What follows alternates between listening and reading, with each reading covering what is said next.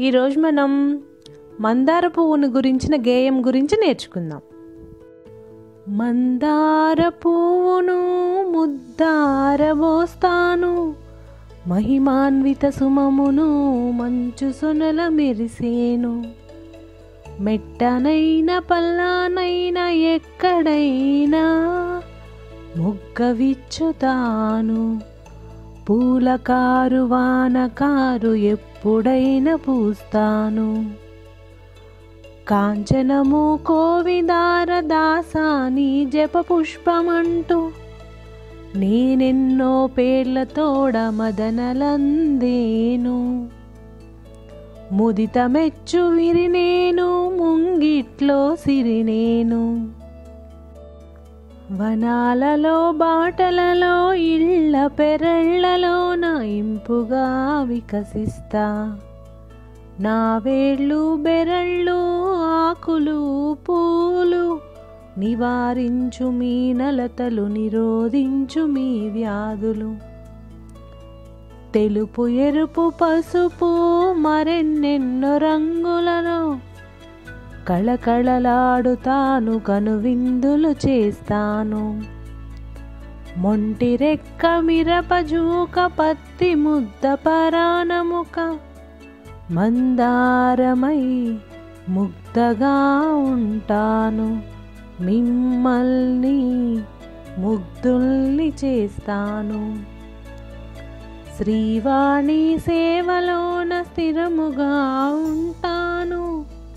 నారాయణ సేవలోన నలుపుగా ఉంటాను. పుష్ప పూజలో నేనే పెద్దనై ఉంటాను. నూనెలు సబ్బులలో అత్తర్లు మందులలో లక్షణంగా ఉంటాను. లక్షలుగా విరులెత్తుతాను. దేవకుసుమంగా ధన్యతనందేను. ఈరోజు మనం ఘటోత్కచుడు గురించి తెలుసుకుందాం. పంచమ వేదము అని పేరు పొందినది మహాభారతము. ప్రపంచంలో ఎన్ని రకాల మనుషులు, ఎన్ని రకాల మనస్తత్వాలు ఉంటాయో అవన్నీ భారతంలో మనకు కనపడతాయి అనేది పెద్దల మాట.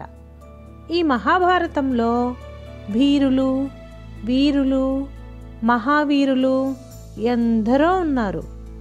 వీరులలో ఒకడైన ఘటోత్కచుడు గురించి తెలుసుకుందాం. మహాభారత కథ ప్రధానంగా కౌరవులు పాండవులకు నడుమ జరిగిన కథ. పాండవులు తమ దాయాదులైన కౌరవుల చేతిలో మాయాజూదములో ఓడిపోయి అరణ్యవాసము, అజ్ఞాతవాసము చేశారు. ఆ అరణ్యవాసములో పాండవులు అనేక ప్రదేశాలలో తిరిగారు. అప్పుడు వారు ఒకసారి గంగానదికి దక్షిణ ప్రాంతానికి చేరారు. ఆ ప్రాంతమంతా దట్టమైన అడవి. అందులో అనేక రకాల మృగాలు, క్రూరమృగాలు సంచరిస్తూ ఉండేవి. అటువంటి ప్రాంతంలో పాండవులు విడిది చేశారు. పాండవులతో పాటు వారి తల్లి కుంతీదేవి కూడా ఉంది. రాక్షస సంచారం, క్రూరమృగాల బెడద ఉండటం వలన ప్రతిరోజు పాండవులలో ఎవరో ఒకరు మేలుకొని నిద్రిస్తున్న మిగిలిన వారికి రాత్రంతా కాపలా కాస్తూ ఉండేవారు. పాండవులు ఉన్న అటవీ ప్రాంతంలో హిడింబుడు అనే రాక్షసుడు తన చెల్లెలు హిడింబితో నివసిస్తుండేవాడు. వాడు నరమాంస భక్షకుడు. నరవాసనను ఇట్టే పట్టేయగలిగినవాడు. అడవిలో మనుషులు ఉన్నారని గ్రహించి తన సోదరి అయిన హిడింబిని పిలిచి, అడవిలో నరులు ఉన్నారు, ఎక్కడ ఉన్నారో తెలుసుకొని చంపి తనకు విందు చేయమని కోరాడు. హిడింబి తన అన్న కోరిక మేరకు నరులు ఎక్కడ ఉన్నారా అని వెతకడానికి బయలుదేరి నరవాసన ఎటు నుండి వస్తున్నదో గమనిస్తూ ఆ వైపు వెళ్ళింది. కాసేపటికి పాండవులున్న చోటును పసిగట్టింది. ముందుగా అక్కడ నిద్రిస్తున్న 5 నరులను చూచింది. వారికి కాపలాగా తిరుగుతున్న మత్తగజంలా బలిష్టంగా ఉన్న భీముడిని చూచింది. అతడిని చూడగానే అన్న కోరికను మరిచిపోయింది. తానొక రాక్షసినన్న సంగతి మరిచిపోయింది. ఆశ్చర్యంగా భీముడినే చూస్తూ నిలబడిపోయింది. భీముడిని వివాహం చేసుకోవాలనే వాంఛ కలిగింది. తన ఆహారం కోసం, విందు కోసం ఎదురుచూచి ఆలస్యాన్ని సహించలేక హిడింబాసురుడే పాండవులున్న ప్రదేశానికి వచ్చాడు.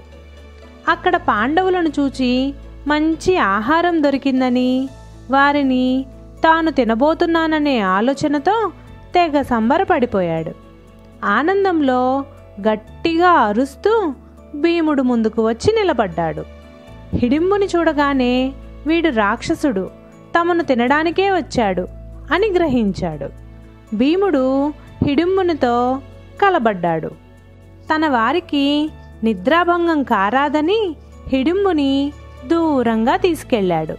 అక్కడ ఇద్దరు ముష్టి యుద్ధానికి దిగారు. ఆ యుద్ధం 2 పర్వతాలు ఢీకొంటున్నట్టు, 2 ఏనుగులు పోరాడుతున్నట్టు జరిగింది. తన బలమైన పిడిగుద్దులతో భీముడు హిడింబుని సంహరించాడు. హిడింబుని మరణం తర్వాత హిడింబి పాండవుల ముందుకు వచ్చి భీముణ్ణి వివాహం ఆడాలని తన మనసులో కోరికను కుంతికి వివరించింది. కుంతి అనుమతితో భీముడు హిడింబుని పరిణయమాడాడు. భీముడికి హిడింబికి జన్మించిన పుత్రుడే ఘటోత్కచుడు. పాండవులు ఆ ప్రాంతం విడిచి వెళ్ళేటప్పుడు నీవెప్పుడు నన్ను తలుచుకుంటే అప్పుడు వస్తాను అని భీముడితో చెప్పాడు ఘటోత్కచుడు. ఆ ప్రకారమే అతడు మహాభారత యుద్ధంలో పాండవుల పక్షాన కౌరవులతో యుద్ధం చేసి మరణించాడు. ఇవి మీకు తెలుసా? మన తెలుగు భాషలో అనేక పదాలున్నాయి. ఆయా పదాలకు పర్యాయ పదాలు, నానార్థాలు ఉన్నాయి. పర్యాయ పదాలు, నానార్థాలు, వ్యుత్పత్త్యార్థ పదాలు, ప్రకృతి వికృతి పదాలు గురించి తెలుసుకుందాం. పర్యాయ పదాలు. పర్యాయము అంటే అవసరం, ఏకార్థవాచి పదము. గుణం, నిర్మాణం, పంక్తి, భేదము, ముక్తి సౌఖ్యము మొదలైన అర్థాలున్నాయి. ఒక్కో పదానికి ఒక్కో అర్థం ఉంటుంది. అలా ఒకే అర్థం ఇచ్చే అనేక పదాలను పర్యాయ పదాలు అని అంటారు. అంటే ఎన్ని పదాలను చదివినా అవన్నీ ఒకే అర్థాన్ని చెప్పాయంటే ఆ పదాలను పర్యాయ పదాలు అని అంటారు. అయితే వాటిలో ఉదాహరణకు భూమి అనే పదాన్ని తీసుకుందాం. దీనికి చాలా పర్యాయ పదాలు ఉన్నాయి. వానిలో కొన్నింటిని చదువుదాం. అగ్నిగర్భ, అవని, ఇర, ఉర్వి, కళ్యాణి, క్షోణి, జగము, ధాత్రి, ఇలా ఎన్నో పర్యాయ పదాలున్నాయి. అలాగే మరొక పదం చెట్టు. చెట్టుకు అగమము, కుట్టి, క్షితిజము, తరువు, మాను, శిఖరి, ఇలా ఎన్నో పర్యాయ పదాలున్నాయి. ఇక నానార్థాల గురించి తెలుసుకుందాం. నానార్థాలు అంటే ఒక్క పదానికి వివిధమైన అనేక అర్థాలు కల పదాలు అని అర్థము. ఉదాహరణకు కల్లలాడవద్దు అనే వాక్యంలోని కల్లా అనే పదాన్ని తీసుకొని దానికి ఏ అర్థాలున్నాయో చూద్దాం. కల్లా అంటే అసత్యము, కఠినము, తప్పు, మోసం వంటి అర్థాలున్నాయి. ఈ పూట నేను రాలేదు అనే వాక్యంలోని పూట అనే పదానికి గల నానార్థాలను చూస్తే కాలము, జామీను, దినము, పగటిలో సగము, పూనుట, సంధ్యా సమయము వంటి వివిధ అర్థాలున్నాయి. వ్యుత్పత్త్యార్థములు అంటే ఆయా పదముల పుట్టుకకు కారణమును తెలిపే పదములు వ్యుత్పత్త్యార్థములు. ఉదాహరణకు పొట్టకూడు అనే పదాన్ని తీసుకుంటే జీతమునకు బదులుగా పొట్టకు పెట్టెడు కూడు, ఇంత అర్థాన్నిచ్చే పదమే పొట్టకూడు అన్న పదం. ఇదే వ్యుత్పత్త్యార్థ పదం. పన్నగము అనే పదాన్ని తీసుకుంటే పాదములచే బోవనిది అనేది వ్యుత్పత్త్యార్థము, అంటే పాము అని అర్థము. మరి ప్రకృతి వికృతి గురించి చూద్దాం. సంస్కృత పదమును ప్రకృతి పదము అని, దానికి అనువైన తెలుగు పదమును వికృతి అని అంటారు. ఉదాహరణకు పుస్తకం ప్రకృతి పదం, పొత్తం అనేది వికృతి పదం. మరొకటి చూద్దాం. అరణ్యము ప్రకృతి, అడవి వికృతి. ఈరోజు మనం కొన్ని పద్యములు వాటి యొక్క తాత్పర్యములు తెలుసుకుందాం. గంగ పారు నెపుడు గదలని గతితోడా, మురికి వాగు పారు మ్రోతతోడా, పెద్ద పిన్నతనము పేర్మియీలాగురా, విశ్వదాభిరామ వినురవేమ. ఈ పద్యం యొక్క తాత్పర్యం ఏమిటంటే, మంచినీరు నిశ్శబ్దంగా అంటే సవ్వడి చేయకుండా ప్రవహిస్తుంది. మురికి నీరు పెద్ద చప్పుడు చేస్తూ ప్రవహిస్తుంది. మంచివాడికి చెడ్డవాడికి గల తేడా ఈ విధంగానే ఉంటుంది. పూజ కన్న నెంచ బుద్ధి ప్రధానంబు, మాట కన్న నెంచ మనసు దృఢము, కులము కన్న మిగుల గుణము ప్రధానంబు, విశ్వదాభిరామ వినురవేమ. ఈ పద్యం యొక్క తాత్పర్యం ఏమిటంటే, దేవుడికి చేసే పూజ కన్నా మంచి బుద్ధి, పనికిరాని మాట కన్నా బలమైన మనసు, కులము కన్నా ఎక్కువగా గుణము చాలా ప్రధానమైనది. గంగి గోవు పాలు గరిటెడైనను చాలు, కడివెడైననేమి కరము పాలు, భక్తి గలుగు కూడు పట్టెడైనను చాలు, విశ్వదాభిరామ వినురవేమ. ఈ పద్యం యొక్క తాత్పర్యం ఏమిటంటే, పనికిరాని కడివెడు గాడిద పాల కన్నా గంగిగోవు పాలు గరిటెడు చాలన్నట్లు, భక్తితో ప్రేమతో పెట్టే పట్టెడు మెతుకులే చాలా గొప్పవి. చిత్తశుద్ధి కలిగి చేసిన పుణ్యంబు, కొంచెమైన నదియు కొదువగాదు, విత్తనంబు మర్రి వృక్షంబునకు నెంత, విశ్వదాభిరామ వినురవేమ. ఈ పద్యం యొక్క తాత్పర్యం ఏమిటంటే, చిన్న మర్రి విత్తనమే పెరిగి మహావృక్షం అవుతున్నట్లు మనస్ఫూర్తిగా చేసే కొద్ది పుణ్యమైన గొప్ప ఫలితాన్నిస్తుంది. హీన గుణము వానిని నిలుచేరనిచ్చిన, ఎంత వానికైనా నిడుము గలుగు, ఈగ కడుపు జొచ్చి ఇట్టిట్టు సేయదా, విశ్వదాభిరామ వినురవేమ. ఈ పద్యం యొక్క తాత్పర్యం ఏమిటంటే, కడుపులో చేరిన ఈగ ఎలా ఎంతటి బాధను కలిగిస్తుందో, అలాగే చెడ్డవారిని ఇంటిలో చేర్చుకున్న ఆపదలను కలిగించును.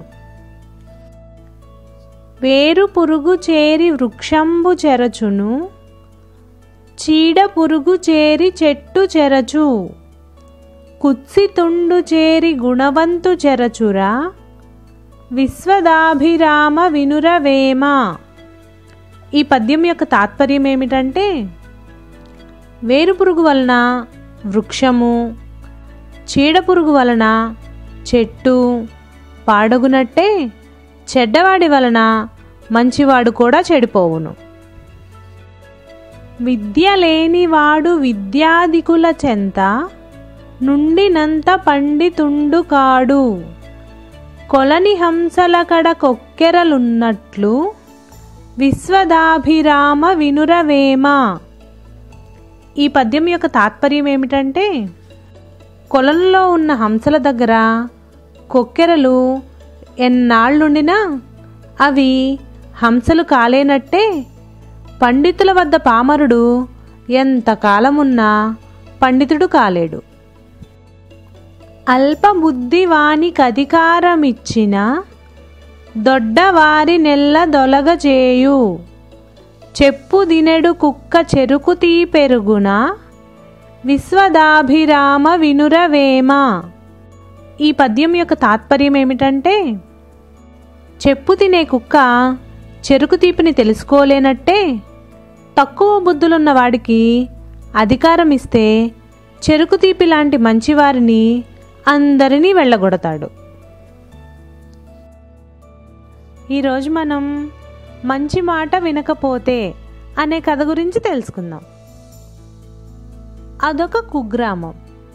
ఆ గ్రామంలో కమ్మరి, కుమ్మరి, చాకలి, మంగలి, వడ్రంగి, మేదరి, రైతులు, చిన్న వ్యాపారులు ఇలా ఎన్నో వృత్తుల వారు ఉండేవారు. ఆ గ్రామం చుట్టూ పచ్చని పంట పొలాలు ఉండేవి. ఆ గ్రామవాసులందరూ ఒకరితో ఒకరు కలిసిమెలిసి ఉండేవారు.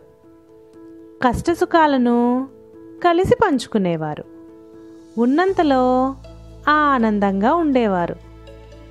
అలా ఉన్న ఆ ఊళ్ళో వరుసగా వర్షాలు లేక పంటలు పండక నానా ఇబ్బందులు పడ్డారు. కొందరు ఊరు విడిచి వెళ్ళారు. అలా స్వగ్రామాన్ని విడిచి రాజు అనే వడ్రంగి కూడా వెళ్ళాడు.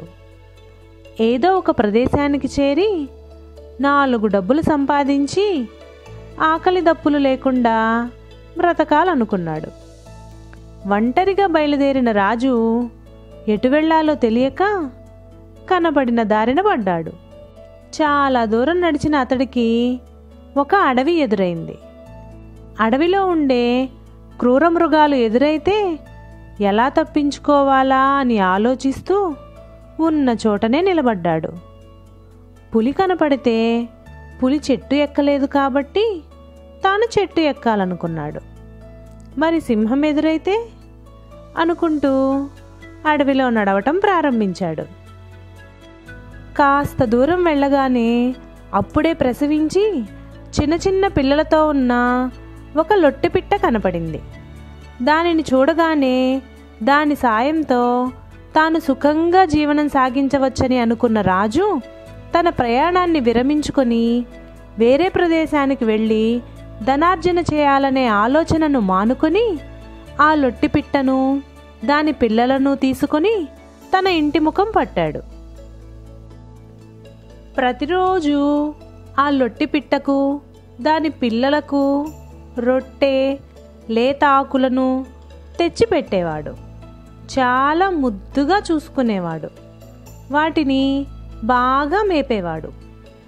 ముద్దు కొద్దీ లొట్టిపిట్ట పిల్ల మెడలో ఒక గంటను కొని తెచ్చి ఆభరణంగా కట్టి ఆనందించాడు. ఒకనాడు మరో లొట్టిపిట్టను కొని తెచ్చాడు. ఆ లొట్టిపిట్టలకు మళ్ళీ పిల్లలు పుట్టాయి. అలా వాటి సంతతి పెరిగింది. అవన్నీ పెరిగి పెద్దవుతున్నాయి.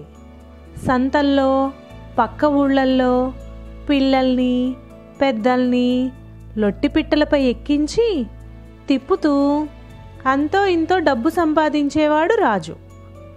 మెడలో గంట ఉన్న ఆ పిల్ల, దాని తర్వాత పుట్టిన పిల్లలు అన్నీ కలిసి రోజు ఉదయమే అడవికి పోయి లేత చివుళ్ళు, ఆకులు లభించినన్ని తిని వస్తుండేవి.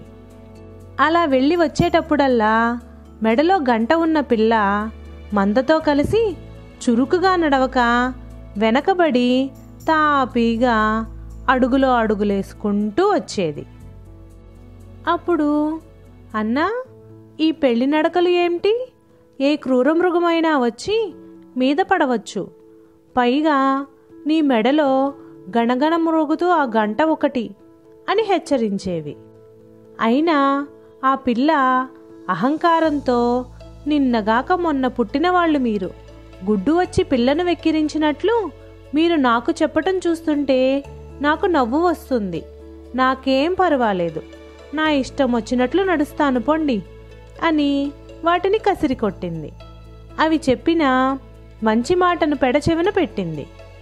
అలా ఉండగా ఒకనాటి సాయంకాలం అవి అడవి నుండి తిరిగి వస్తున్నప్పుడు ఆ లొట్టిపిట్ట పిల్ల తిరిగి వస్తూ ఆడుతూ పాడుతూ మెల్లమెల్లగా నడుస్తూ మిగిలిన పిల్లల కన్నా వెనకబడిపోయింది. ఇంతలో చీకటి పడింది. ఆ కీకారణ్యంలో అది దారి తప్పిపోయి ఆదుర్దాతో పరిగెత్తడం మొదలెట్టింది. అప్పుడు దాని మెడనున్న గంట గణగణమని మ్రోగింది. ఆ సవ్వడి విని ఒక సింహం ఒకటి ఆ పిల్ల మీదకి దూకి దానిని భక్షించింది. సోదరులు చెప్పిన హితవాక్యాలు పెడచెవిన పెట్టిన ఆ లొట్టెపిట్ట పిల్ల తన చావు తాను చచ్చింది. అందుకే అంటారు పెద్దలు, మంచి మాటలు ఎవరు చెప్పినా వినాలని, ఆ హితోక్తులకు విలువివ్వాలని. ఈరోజు మనం పండుగ గురించి తెలుసుకుందాం. పండుగ అనే పదం మీకు తెలుసు కదా. ఎన్నోసార్లు ఈ పదాన్ని వాడి కూడా ఉంటారు. మరి పండుగ గురించి వివరాలు తెలుసుకుందామా? ముందుగా పండుగ అనే దానిని ఎన్నెన్ని పేర్లతో పిలుస్తారో చూద్దాం. పండుగను ఉత్సవము, ఉద్దవము, క్షణము, పండువ, పబ్బము, పర్యణి, పర్వము, సంబరము మొదలైన పేర్లతో పిలుస్తారు. అలాగే పండుగ అనే పదానికి దేవోత్సవము అనే అర్థం కూడా ఉంది. మన దేశంలో హిందూ మతము, క్రైస్తవ మతము, ఇస్లాం మతము, సిక్కు మతము, జైన మతము మొదలైన మతములు ఎన్నో ఉన్నాయి.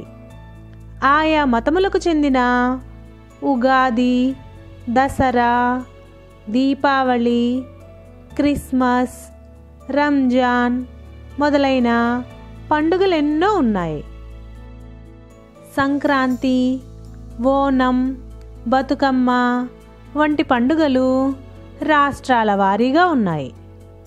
ఆయా పండుగలను ఒక్కో చోట ఒక్కో రకంగా నిర్వహిస్తారు. పండుగలను జరుపుకోవటంలో ప్రతి పండుగకి ఏదో ఒక కారణం ఉంది. హిందువుల పండుగైన దసరా పండుగను దుర్గాదేవి లోకకంటకుడైన మహిషాసురుణ్ణి సంహరించినందుకు జరుపుతారు. దీపావళి పండుగ ముల్లోకాలను బాధించే నరకుణ్ణి శ్రీకృష్ణ సత్యలు సంహరించినందుకు జరుపుతారు. క్రీస్తు జన్మదినాన్ని క్రిస్మస్గా క్రైస్తవులు జరుపుతారు. మహమ్మద్ ప్రవక్త కారణంగా మహమ్మదీయులు పండుగని జరుపుతారు. ఇలా ప్రతి మతంలోనూ పండుగలను జరుపుకోవడానికి కారణాలున్నాయి. అయితే లోతుగా పరిశీలిస్తే హిందువుల పండుగలన్నీ ప్రకృతి పూజకి, ప్రకృతిలో వచ్చే మార్పులకి సంబంధించి జరుపుకునే పండుగలే అని అర్థమవుతుంది. కాలంలో వచ్చే మార్పులతో మనిషికి ఆరోగ్యాన్ని అందించే ఆహార విలువలను సూచించేవే పండుగలు. తల స్నానాలు, కొత్త దుస్తులు ధరించటం, దేవుడి పూజలు, బంధుమిత్రుల రాకలు, ప్రకృతి పలకరింపులు, ఇళ్ల ముందు ముగ్గులు, ద్వారాల తోరణాలు, పిండి వంటలతో విందు భోజనాలు, పేదలకు అన్నదానాలు, జానపద కళాకారుల ప్రదర్శనలు, కొత్త పంటల సిరులు, ఇలా ఎన్నో విశేషాల కలగలుపే పండుగ. ఇన్ని సరదాలతో సందడితో ఉండే పండుగ అంటే ఎవరికి ఇష్టం ఉండదు? ఆ సంతోషం చాలా గొప్పది కూడా. నిజానికి పండుగ అంటే మనకున్న సంపదను అంతో ఇంతో ఇతరులతో పంచుకుంటూ ఆనందంగా గడపటం అన్నమాట. ఆచార వ్యవహారాలను, సాంప్రదాయాలను పాటించటం కోసం, వాటిని ముందు తరాలకు అందించటం కోసం పండుగలను జరుపుకుంటాం. అంతేకాదు ప్రజలలో నూతనోత్సాహాన్ని, నూతన ఆశయాలను, ఆనందాన్ని నింపుతుంది. మన తెలుగు భాషలో పండుగలు మానవ జీవితాన్ని ఎలా ప్రభావితం చేస్తాయో తెలిపే సామెతలున్నాయి. పండుగలను అప్పు చేసి అయినా చేసుకోవటమే కాదు, వాటి గురించి కూడా తెలుసుకోవాలి కదా. అందుకే పండుగ పైన పండుగ వస్తువు మనిషికి ఏం కావాలో తెలుపుతున్నాయి, నేర్పుతున్నాయి. మన తొలి పండుగ ఉగాది పండుగ. కొత్త రుచులను, అందాలను మనకు అందించే పండుగ ఇది. ఊరు పుట్టినప్పుడే ఉగాది పండుగ పుట్టింది అని నమ్మేవారెందరో. తరువాత వచ్చే పండుగ తొలి ఏకాదశి పండుగ, పేలపిండిని తినే పండుగ. దీనిని గురించి తొలి ఏకాదశికి తొలి తాటి పండు అని ఏ ఏ పండ్లు వస్తాయో చెప్పే విధంగా ఈ సామెత చెప్పబడింది. ఇంకా పుట్టినిల్లు ఏకాదశి, మెట్టినిల్లు గోకులాష్టమి అనే సామెత చెప్పబడింది. దీపావళి పండుగను గురించి దీపావళి వర్షాలు ద్వీపాంతరాలు దాటుతాయి అని చెప్పబడింది. అలాగే పిల్లలు, పెద్దలు, కళాకారులు మరియు పశువులను ప్రేమించి గౌరవించే రైతులు అందరూ ఆనందించే పండుగ సంక్రాంతి పండుగ. కొత్త అల్లుళ్లతో, సరస సల్లాపాలతో, వాకిళ్లలో గొబ్బిళ్లతో ఉండే పండుగ సంక్రాంతి. ఆ కాలంలో ఆనాడు తినాల్సిన కూరలు, పదార్థాల గురించి కనుమనాడు కాకర, భోగికి పొట్ల, కనుమనాడు మినుము కొరకాలి అన్న సామెత చెప్పబడింది. ఏమైనా పండుగ పండుగే, దండుగ కాదు. పండుగ నిజంగా ఒక సరదా, సంబరము. అయితే పండుగ అనేది ఆయా పండుగ వచ్చిన రోజు కాక మనం ఆనందంగా ఉన్న రోజే పండుగ. మన ఆశలు, కోరికలు తీరి లక్ష్యాన్ని సాధించిన రోజే అసలైన పండుగ. అందుకే పండిన రోజే పండుగ అని అందాం. తెలుపంటే తెలిపేది ముత్యమని, వింత కాంతితో మెరిసేది ముత్యమని, గుండ్రని దాన్నని నన్ను పొగిడేరు, గుట్టుగా నగలలో పొదిగేరు, అని పూస చినుకు ప్రాసంటూ, ముత్యం మౌక్తికమంటూ, బిందు ఫలమంటూ అందంగా పిలవబడే అంతఃసారమును నేనే. ఆణి ముత్యము అంటే నేనే. నీటివాము నివాసాన గరిజిప్ప స్వాతి చిన్కురాల, ముక్తామణి నేనవుతాను, ఇందురత్నము నేనవుతాను, లావణ్యములుకు కాంతితో నేను మెరిసిపోతుంటాను. పంటలలో ఒక పంట చెరుకు పంట, ఆ పంటే నా పేరున ముత్తెపు పంట, నగలలో నా పేర నిలిచేనొక హారం, ముత్తెసిరి ముక్తావళి అనే ముత్యాల హారం, తారలలో ఒక తార చిత్తానే తార, ఆ తారే నా పేరున ముత్యాల ధార. ముగ్గు చుక్కల్ని నాతో పోల్చుతారు, నోటిలోని పండ్లను నాతోనే పోల్చెదరు, తెలుగు అక్క చక్కరాలను నాతో పోల్చెదరు, చక్కనైన పిల్లల్ని నాతోనే పోల్చెదరు. పొడుపు కథలలో నేనున్నా, సామెతలలోనూ నేనున్నా, సింగారాలలో నేనున్నా, కవుల కైతలలో నేనున్నా, తలంబ్రాలలో నేనున్నా, తలమానికమై నేనున్నా. ఈరోజు మనం విభక్తి ప్రత్యయాలు గురించి తెలుసుకుందాం. బొమ్మలు పెట్టె ఉన్నాయి. లత తోట వెళ్ళింది. పెన్సిల్తో పుస్తకం రాసా. ఇలాంటి పదాలను చదివితే ఏ అర్థమూ లేదు. కానీ ఈ వాక్యాలను చూడండి. బొమ్మలు పెట్టెలో ఉన్నాయి. లత తోటలోకి వెళ్ళింది. పెన్సిల్తో పుస్తకంలో రాశాను. పై వాక్యాలలో ఎరుపు రంగు అక్షరాల వలన ఆ వాక్యాలకు ఒక అర్థం ఏర్పడింది కదా. అలా పదాల నడుమ ఒక సంబంధాన్ని, అర్థాన్ని కలిగించే అలాంటి అక్షరాలను ప్రత్యయాలు అని అంటారు. ఆ ప్రత్యయాలన్నీ 7 భాగాలుగా విభజించబడ్డాయి. ఒక్కొక్క భాగానికి ఒక్కొక్క పేరు ఉంది. ఆ ప్రత్యయాలలో ఏక, బహువచన ప్రత్యయాలున్నాయి. మరి అవేంటో చూద్దామా? మొదటిది ప్రథమా విభక్తి. ఇది 1వ భాగం. ఈ విభక్తి విభాగంలో డు, ము, వు, లు అనే 4 ప్రత్యయాలున్నాయి. వీటిలో డు, ము, వు అనే 3 ప్రత్యయాలు ఏకవచన ప్రత్యయాలైతే లు అనేది బహువచన ప్రత్యయము. ఉదాహరణకు, ఆ పుస్తకము రమది. గోవు అంటే ఆవు.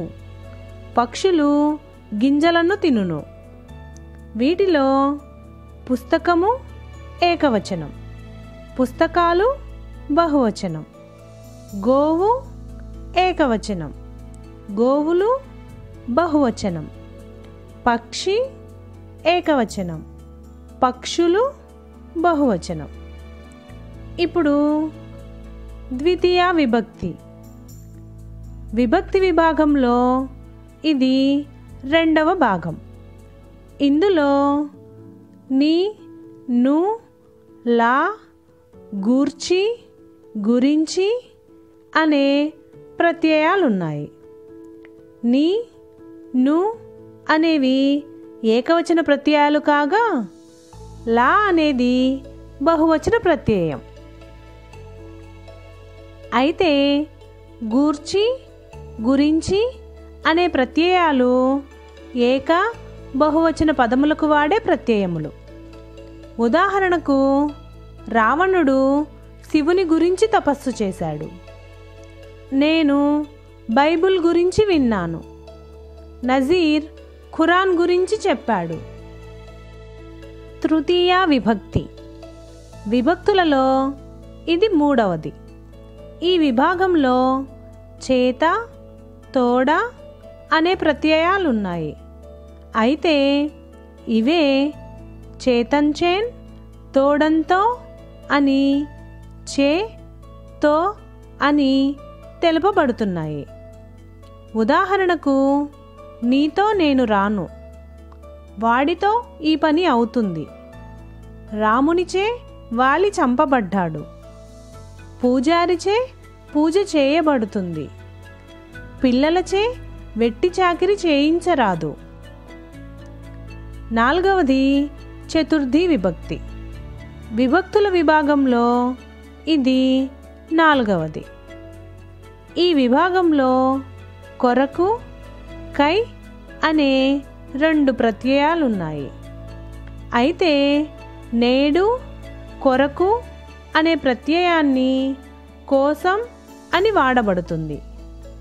ఉదాహరణకు, చెల్లి కొరకు పూలు కొన్నాను, నీ కొరకు కొత్త బట్టలు తెచ్చాను, వాడికై వీడు వచ్చాడు, సీతకై రాముడు వెతికాడు. పంచమీ విభక్తి. విభక్తి విభాగంలో ఇది 5వది. ఈ విభాగంలో వలన, కంటే, పట్టి అనే 3 ప్రత్యయాలున్నాయి. వలన అనే ప్రత్యయాన్ని వల్ల అని కూడా వాడతారు. ఇంకా నుండి అనేది కూడా ఈ పంచమీ విభక్తి ప్రత్యయంగా ఉంది. ఉదాహరణకు, మంచివారి స్నేహం వలన మంచే జరుగుతుంది, అత్యాశ వలన ఆపదలు వస్తాయి, పుస్తకాలు చదవటం వలన జ్ఞానం పెరుగుతుంది, నేలను బట్టి సారాన్ని అంచనా వేస్తారు, నీకంటే నేను పొడవుగా ఉంటాను, తేనె కన్నా తీయనిది ఏది, నేను ఇవాళే ఊరి నుండి వచ్చాను. షష్ఠీ విభక్తి.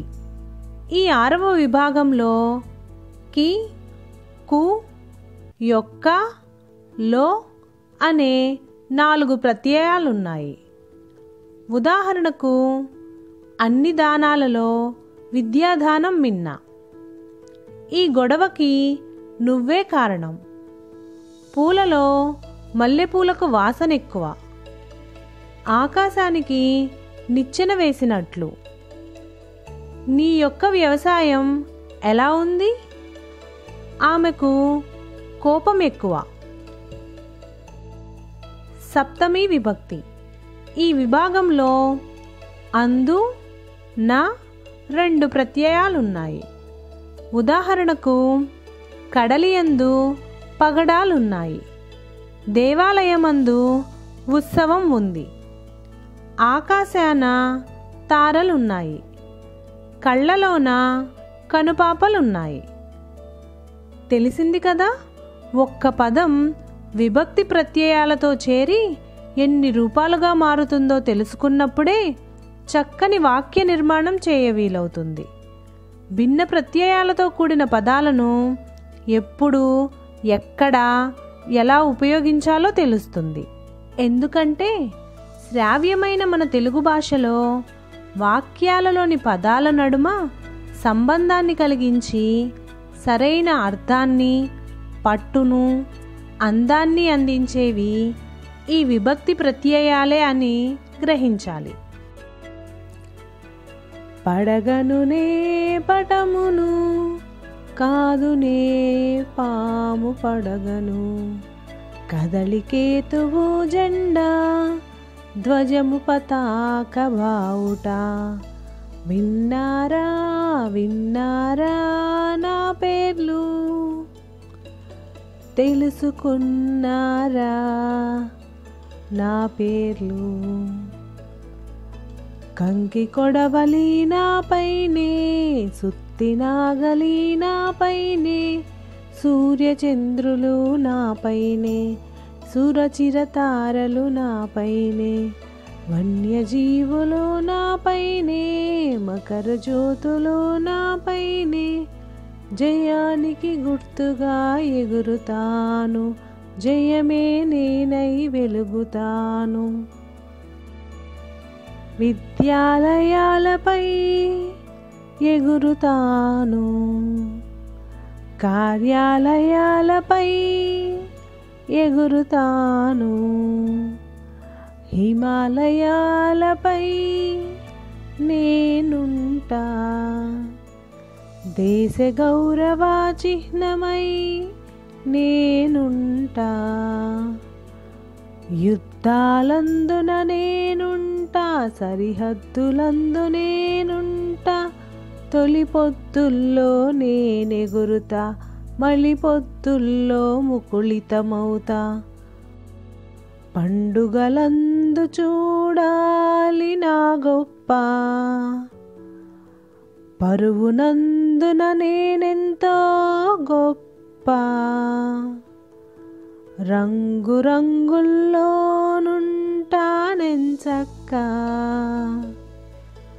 పూరేకుల్లో మున్గుతానెంచక్క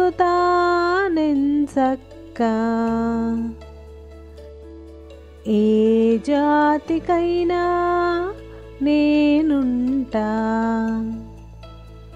చించుట తొక్కుట కూడదంట వందనాలను అందుకుంటా నందనాన్ని అందిస్తుంటా. ఈరోజు మనం లేఖ అనే పాఠం గురించి తెలుసుకుందాం. చిన్న, ఎలా ఉన్నావు? నేను క్షేమం. తరగతిలో నీవు వర్ణం అనే పదం గురించి మాట్లాడాలని, దాని గురించి నీకు తెలియచేయమని అడిగావు కదా. ఇదిగో రాస్తున్నాను, చదువుకో, చక్కగా మాట్లాడు. అప్పచెపుతూ ఉన్నట్లు ఉండకూడదు సుమా.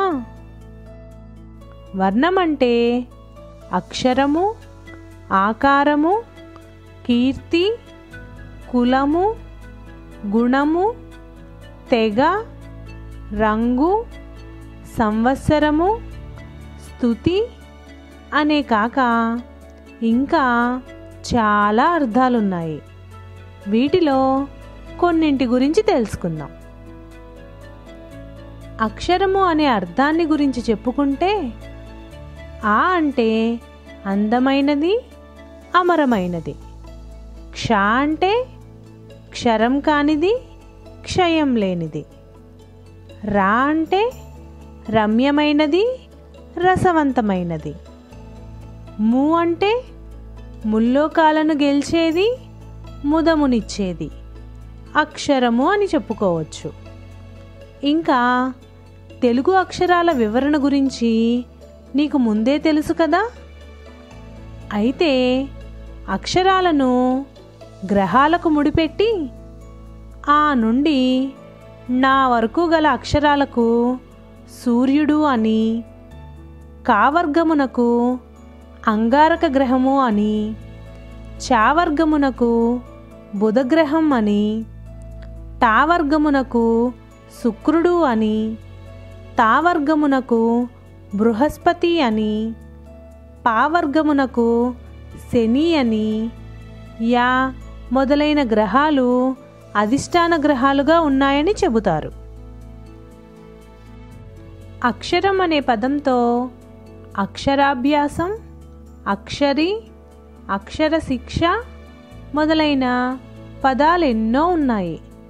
బాగా చదువుకున్నవాణ్ణి అక్షర కుక్షి అని, చదువు లేనివాడిని నిరక్షర కుక్షి అని అంటారు. అక్షరంతో లక్షల మెదళ్లను కదిలించవచ్చు అని కూడా అంటారు. ఆకార పుష్టి, నైవేద్య నష్టి అనే మాట వాడుకలో ఉంది. అందమైన ఆకారం ఉన్నా కూడా ఒక పనిని సమర్థవంతంగా చేయగల తెలివితేటలు, శక్తి సామర్థ్యాలు లేనివాడిని ఎవ్వరూ గౌరవించరు. మనిషి మనసులో కదిలే ఆలోచనలకు, ఊహలకు అందమైన కవితగానో పద్యంగానో ఆకారమిస్తే అది కవిత్వం. కాగితం పైన గీతలతో ఆకారమిస్తే అది చిత్రలేఖనం. సంగీతం, శిల్పం మొదలైన కళలతో ఒక ఆకారమిస్తే అది నాటకం. ఇక మనం రోజువారీ చూసే పశుపక్ష్యాదులు మొదలైన వాటి ఆకారాలు తెలిసినవే కదా. మరోటి రంగు. రంగు అనే పదంతో కాకి రంగు నలుపు, చీకటి నలుపు, కోకిల నలుపు అంటూ మల్లెపువ్వు తెలుపు, ఉల్లి పువ్వు తెలుపు, పాలు తెలుపు, పొన్న తెలుపు అంటూ మందారం ఎరుపు, మరియాన పువ్వెరుపు అంటూ ఎన్నో రంగుల పేర్లు నేర్చుకున్నావు కదా. అందమైన ఇంద్రధనసు 7 రంగులు, అమ్మ కట్టు చీరలో ఎన్ని రంగులో, ఆమనిని అవని అంత ఎన్ని రంగులో, ఆకాశాన ఎగిరే పక్షులెన్ని రంగులో అని నీవు పాడుతుంటావు కదా. ఏ ఏ రంగులు కలిపితే ఏ ఏ కొత్త రంగులు వస్తాయో నీవిదివరకే నేర్చుకున్నావు కదా. రంగులనేవి మనిషికి ఉత్సాహాన్ని, ఉల్లాసాన్ని, ప్రశాంతతను, ఉద్రేకాన్ని, ఇలా అనేక ప్రవృత్తులను తెలుపుతాయి. చేలో కలిపివేసిన టమాటా, మిరప, కొత్తిమీర, మడుల రంగులు కంటికే కాదు మనసుకు కూడా ఆహ్లాదాన్ని ఇస్తాయి. ధరించే దుస్తుల గురించి కూడా రంగులు ప్రాధాన్యతను సంతరించుకున్నాయి. అందుకే ఆది, సోమ, మంగళ ఇలా అన్ని రోజులలో ఒక్కొక్క రంగు దుస్తులు ధరించాలంటారు. ఉదాహరణకు శుక్రవారం ఎరుపు దుస్తులు, శనివారం నల్లని దుస్తులు ధరించాలంటారు కొందరు. ముఖ్యంగా స్త్రీలు అలా ధరించాలని అంటారు. మన పండుగలలోనూ ఈ రంగుల ప్రసక్తి ప్రశస్తమైనదే. బతుకమ్మ పండుగలో బతుకమ్మని సింగారించే వివిధ వర్ణాల విరులు కనుల పండుగ చేస్తాయి.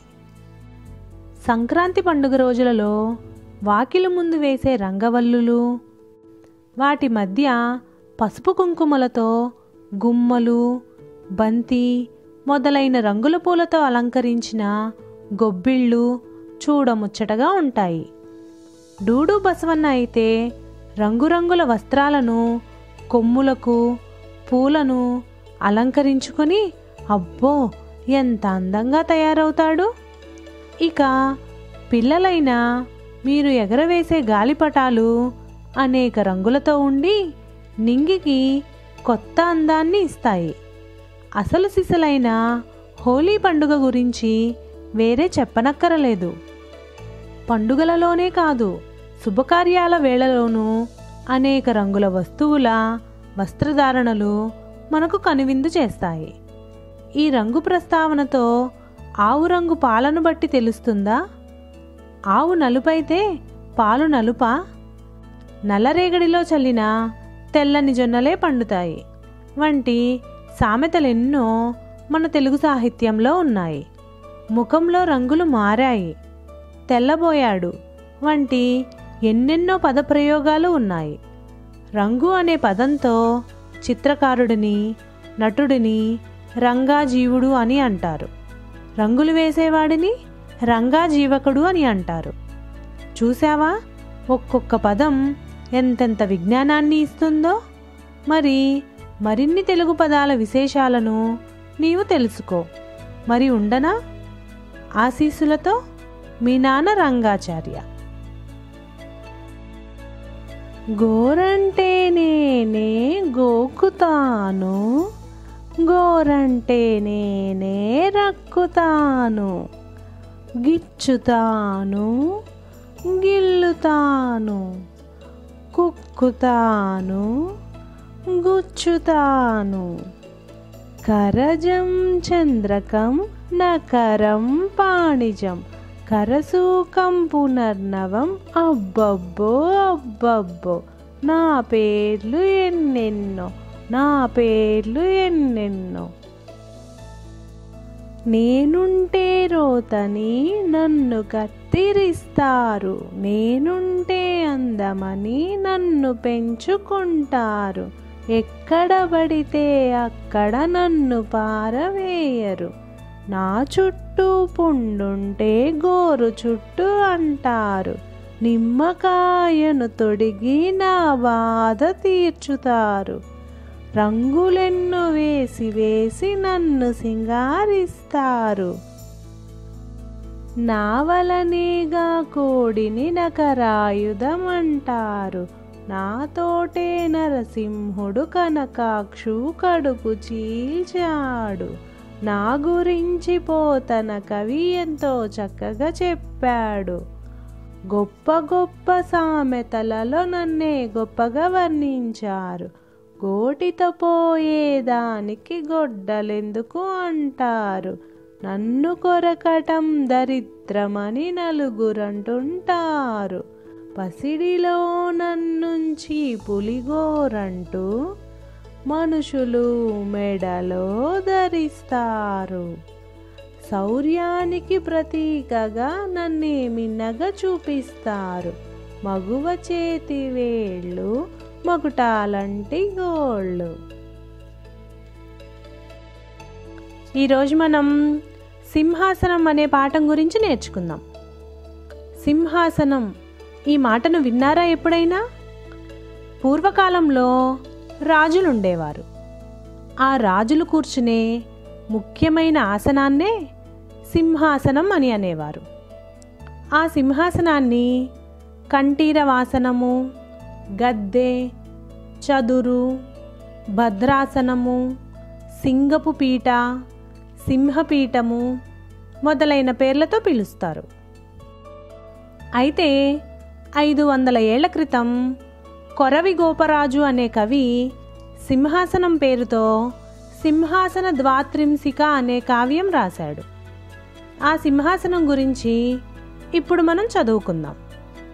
ఆనాడు ఉజ్జయిని అనే రాజ్యాన్ని విక్రమార్కుడనే ప్రభువు పాలించేవాడు. రాజ్యాన్ని విస్తరించి అందరి ప్రశంసలు అందుకుంటూ భోగభాగ్యాలతో తొలతూగుతూ ప్రజాక్షేమం లక్ష్యంగా ప్రజలను పాలించాడు. అలా చాలా కాలం గడిచాక విక్రమార్కునికి అమరత్వం పొందాలనే ఆశతో మహాకాలుడిని గురించి తపస్సు చేశాడు. అతడి తపస్సును మెచ్చి ప్రత్యక్షమైన మహాకాలుడు, నీ కోరిక సమంజసమైనది కాదు, మానవులకది కుదరదు, కనుక మరేదైనా కోరుకో అని అన్నాడు. దానికి విక్రమార్కుడు, ఏడాదిపై 1 దినం వయసు గల పాపకు పుట్టిన బాలుని చేత తప్ప తనకు చావు రాకుండా అనుగ్రహించు అని వేడుకోగా మహాకాలుడు అందుకు సమ్మతించి 1000 ఏళ్లు సకల రాజభోగాలతో సుఖంగా ఉండు అని దీవించి వెళ్ళాడు. ఈ విషయాన్ని విక్రమార్కుడు తన మంత్రి అయిన భట్టికి చెప్పగా అతడు 6 నెలలు రాజ్యమేలుతూ 6 నెలలు సన్యాసివై భిక్ష ఎత్తుకుని జీవిస్తే నీ రాజ్యపాలనా కాలాన్ని 2000 సంవత్సరాలుగా పొడిగించవచ్చు అనగా ఆ సలహా నచ్చిన ఆ రాజు అలాగే చేస్తూ ప్రజారంజకంగా పాలన చేశాడు. అప్పుడు గొప్ప కీర్తి ప్రతిష్టలు సంపాదించాడు. ఆ రాజులలో విశ్వామిత్రుడు చేస్తున్న ఉగ్రమైన తపస్సును భగ్నం చేయడానికి తన సభలోని అత్యంత అందము, నాట్యకళా కౌశలము ఉన్న ఊర్వశి, రంభలలో ఎవరు నిష్ణాతులో నిర్ణయించుకోలేక ఎవరిని అడగాలో తెలియక ఇంద్రుడు అయోమయంలో ఉండగా నారదుడు కల్పించుకొని, ఇంద్ర, భూలోకంలో సకల కళా ప్రవీణుడు, పరాక్రమవంతుడు, సూర్యతేజోమయుడు, దాన దయాగుణ సంపన్నుడు, పుణ్యాత్ముడు అయిన విక్రమార్క మహారాజు ఉన్నాడు.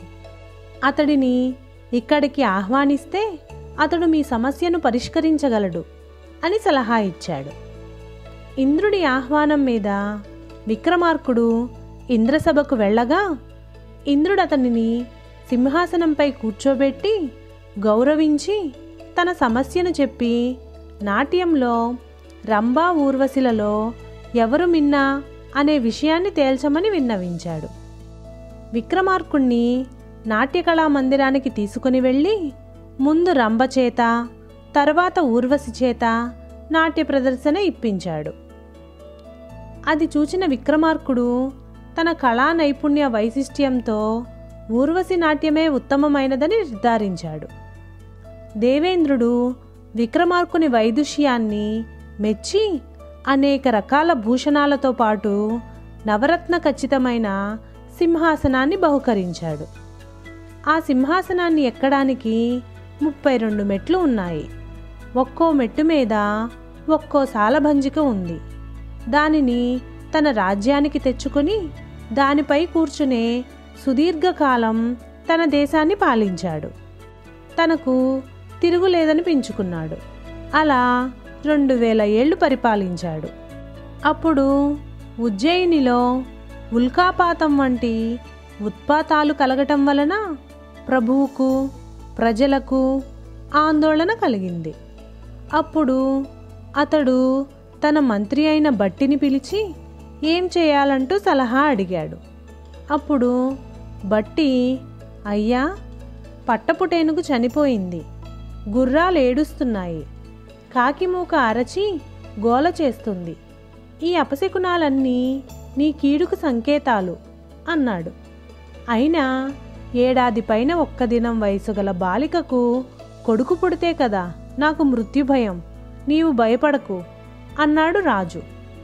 అప్పుడు విక్రమార్కుని మిత్రుడు బేతాళుడు తిరిగి తిరిగి ఒక కుమ్మరివాణి వలన ఏడాది నిండిన పాపకు నాగేంద్రుడి వలన బాలునికి జన్మ ఇచ్చిందని, అతడి పేరు శాలివాహనుడని తెలుసుకొని తన సేనలతో అతడిని చుట్టుముట్టాడు. కానీ అప్పటికే నాగేంద్రుడు తన కుమారుడైన శాలివాహనుని రక్షణకు మంత్రశక్తి చేత మట్టి బొమ్మలకు ప్రాణమిచ్చి ఆ నాగసేనను యుద్ధానికి పంపాడు. ఆ యుద్ధంలో విక్రమార్కుడు మరణించాడు. అది తెలిసి అతడి భార్య మరణించింది. వారి కొడుకును పెంచిన మంత్రులు పిల్లవాణ్ణి సింహాసనం ఎక్కించబోగా, ఈ సింహాసనాన్ని భూమిలో పాతిపెట్టండి అని ఆకాశవాణి చెప్పగా వారట్లే చేశారు. కొంతకాలానికి ఆ ప్రాంతం అంతా పాడైపోయింది. కొంతకాలానికి సింహాసనాన్ని పాతిపెట్టిన చోట ఒక విప్రుడు రకరకాల విత్తనాల్ని చల్లి అద్భుతమైన పంటలు పండిస్తూ జీవనం సాగిస్తుండగా, ఇది తెలిసిన భోజరాజు, ఇది చట్టవిరుద్ధం, ఈ పంటను మాకు స్వాధీనం చేయండి అంటూ హెచ్చరించాడు. అప్పుడు ఆ బ్రాహ్మణుడు, రాజే ఇలా దోచుకుంటుంటే ప్రజలకు ఇక దిక్కెవరు? బలహీనులకు రాజే బలమంటారు కదా, కంచే చేను మేస్తే దానికి రక్షణ ఎలా అన్నాడు.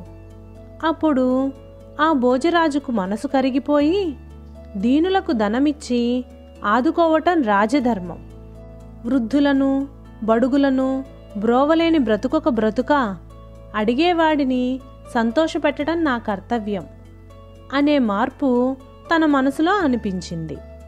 అప్పుడు ఆ పంట పండిన భూమిని దాని ధరకు 100 రెట్లు ధనమిచ్చి భూమిని తీసుకున్నాడు.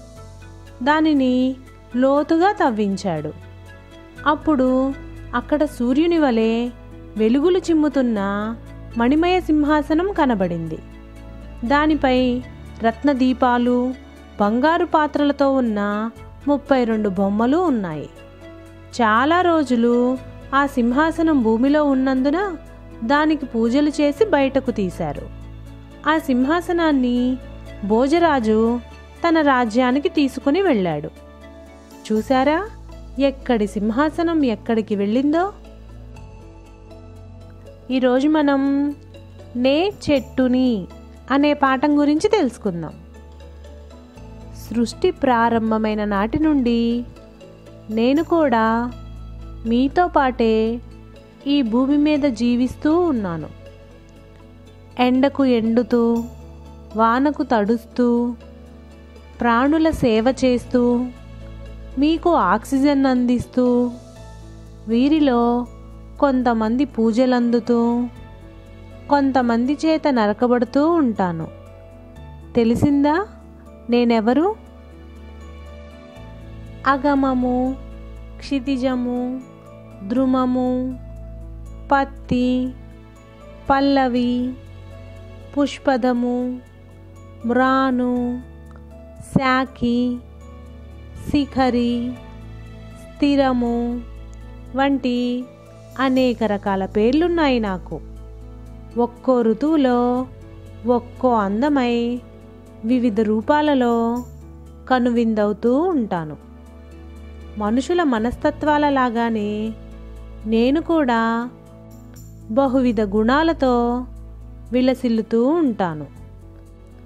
పరోపకారం, కరుణ, దానగుణం గల కొందరు మహాత్ములలాగా నేను ఆ గుణాలన్నీ కలిగి ఉన్నా ఎంతగా అంటే, ఎలా అంటే, ఇళ్ళై నీడనివ్వటానికి, ఇంట్లోని తూగుటుయ్యాలలో మీరు పడుకోవటానికి, చేతికర్రనై మీకు ఊతమవటానికి, మీకు పుష్టినిచ్చే ఆహారం ఇవ్వటానికి, మీరు బతకడానికి ప్రాణవాయువునివ్వటానికి, ఇలా మీ ప్రతి అడుగులో మీకు తోడై, నీడై, చేదోడు వాదోడై, ఆఖరున కాటికి చేర్చే పాడై, ఇలా ఎన్నో అవతారాలెత్తుతాను.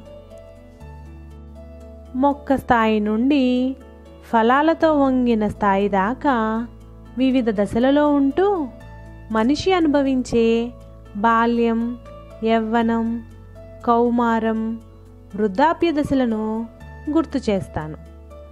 చైత్రమాసంలో వింత వింత వర్ణాల చివుళ్లతో, విరిసిన విరులతో, వాటి వాసనతో నేను అందమైన ప్రకృతికి శోభనిస్తూ మీకు ఆహ్లాదం ఇస్తాను. ఉగాది పచ్చడిలోని వగరు, కారం, చేదు, తీపి, పులుపు రుచులకు మూలం నేనే. మార్గశిరంలో మామిడి పూత వంటి తెలుగు సామెతలు ఎన్నిటికో మూలం నేనే. దేవుడు పూజలో ఉండే పాల వెల్లి మొదలు కావలసిన అన్నింటికి మూలం నేనే తెలుసా? మీరు నన్ను చూస్తూనే ఉంటారు. ఇళ్ల పెరళ్లలో, తోటల్లో, కాలువలు, చెరువు గట్ల మీద.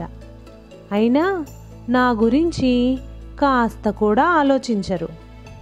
మామిడి, జామ, తాటి, కొబ్బరి, రావి, మర్రి వంటి ఎన్నో పేర్లతో, ఎన్నో రూపాలలో ఉండే నేను కాస్తూ పూస్తూ మీకు అనుభవాన్ని, ఆనందాన్ని కలిగిస్తాను. నా వలనే కృష్ణుడికి వటపత్రసాయి అనే పేరు వచ్చింది. చెట్టు గురించి చెట్టు పేరు చెప్పుకొని కాయలు అమ్ముకున్నట్టు చెట్టు పెరగటం మొదలు నరకుడికే. చెట్టు నాటేదొకడు, ఫలం అనుభవించేదొకడు.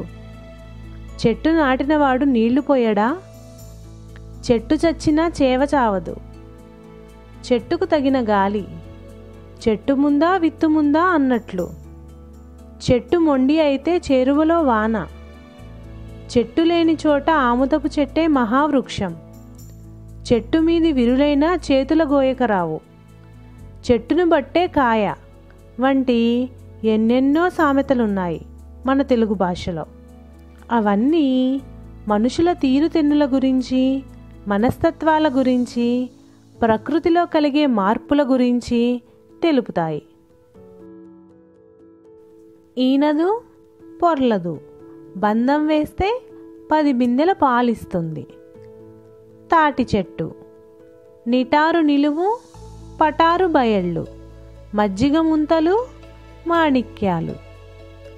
కొబ్బరి చెట్టు హరి అనకుండా చచ్చేది చెట్టు. ఇలా రకరకాల చెట్ల గురించి రకరకాల పొడుపు కథలు కూడా మన తెలుగు భాషలో ఎన్నో ఉన్నాయి. చెట్టే కదా అని తేలిగ్గా తీసుకుంటాము.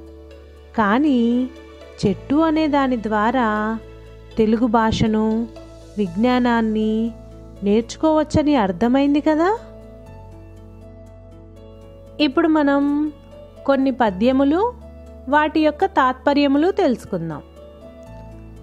భోగు నోగు మెచ్చు నొనరంగ నజ్ఞాని, భావమిచ్చి మెచ్చు పరమలుబ్జు, పంది బురద మెచ్చు పన్నీరు మెచ్చున, విశ్వదాభిరామ వినురవేమ.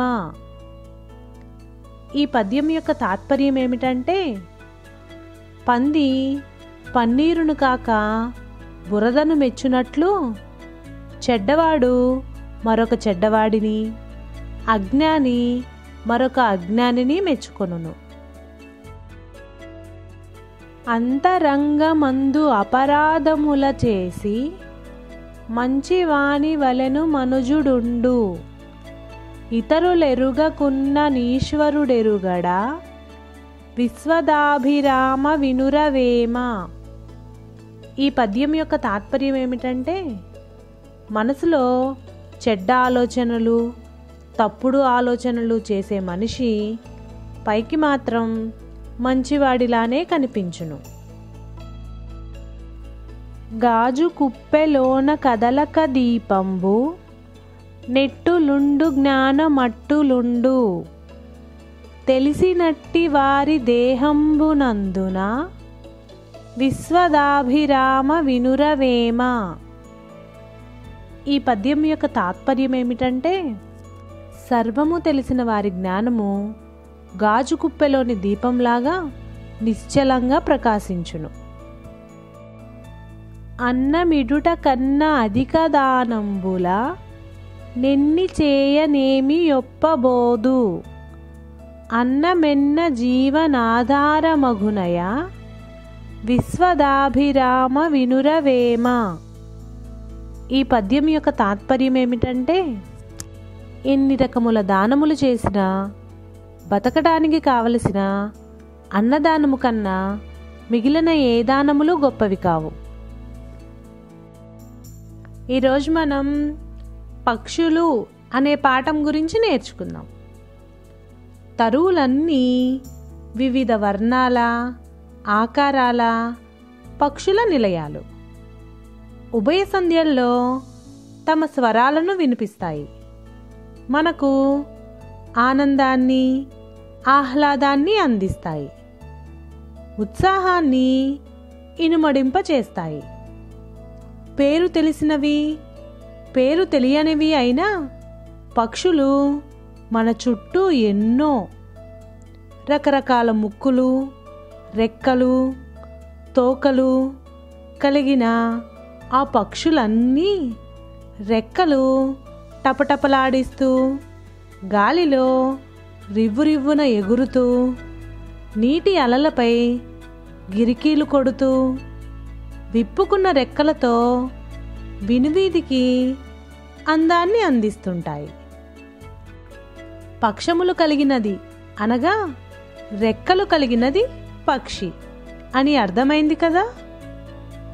పక్షికి పక్షము, ఖగము, పిట్ట, విహంగం, కేచరము, పతంగము, పర్ణసి, పాతి వంటి ఎన్నో పేర్లున్నాయి.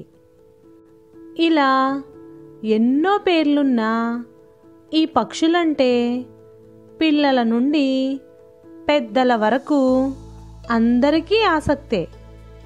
ఇప్పుడంటే బహుళ అంతస్తులతో గృహ సముదాయాలతో నిండిన పట్టణాలలోని పిల్లలకు ఈ పక్షుల గురించిన ఆలోచన, అవగాహన తక్కువ.